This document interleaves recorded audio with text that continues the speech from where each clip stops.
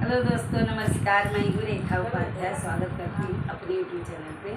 ये है पुष्पा प्रजापति, वंदना मिश्रा की जो बनी मिलती है सुहाग गीत सुनाने जा रही हूँ।